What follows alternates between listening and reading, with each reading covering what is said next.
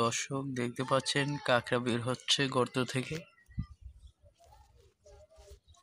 দেখতে তো পাচ্ছেন আপনারা।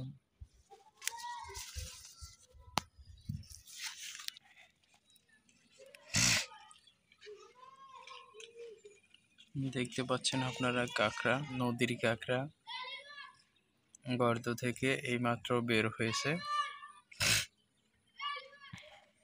দেখি কাঁকড়াটা উপরে আনা যায় কিনা।